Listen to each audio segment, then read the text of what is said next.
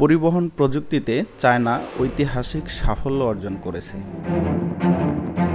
Super conductive magnetic levitation প্রযুক্তি, সংক্ষেপে যাকে বলা হয় ম্যাগলেভ।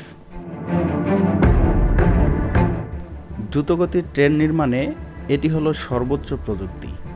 চায়না এই প্রযুক্তি ব্যবহারের মাধ্যমে গতিতে বিশ্ব রেকর্ড সৃষ্টি করেছে। ন্যাশনাল ইউনিভার্সিটি অফ ডিফেন্সের একদল গবেষক একটি পরীক্ষামূলক ট্রাকে মাত্র 2 সেকেন্ডে একটি বিশেষভাবে নির্মিত যানে ঘন্টায় 700 কিলোমিটার গতিবেগ তুলতে সক্ষম হয়েছে। এই সফলতার পেছনে কাজ করেছে সুপার কন্ডাক্টিং ইলেকট্রোম্যাগনেটিক প্রোপালসন সিস্টেম প্রযুক্তি।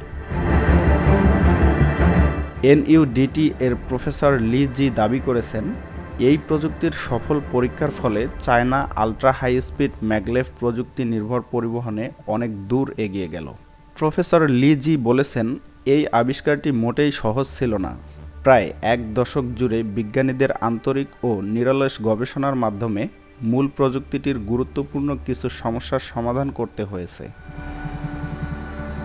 স্থল পরিবহনে এই আবিষ্কার নিঃসন্দেহে এক বিরাট অগ্রগতি। একটি তাত্ত্বিক মডেলকে বাস্তবে পরিণত করার ক্ষেত্রে এই সফল পরীক্ষাটি বিশেষ গুরুত্বপূর্ণ।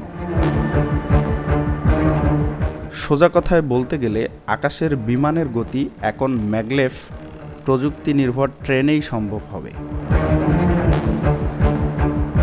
এই অগ্রগতি যে শুধু মানুষের পরিবহনেই ভূমিকা রাখবে তা নয়, সামরিক খাতেও বিশেষভাবে ব্যবহৃত হতে পারে এই প্রযুক্তি, যেমন সামরিক পরিবহন, মিসাইল প্ল্যাটফর্ম হস্তান্তর কিংবা স্পেস লঞ্চ সিস্টেম ইত্যাদি।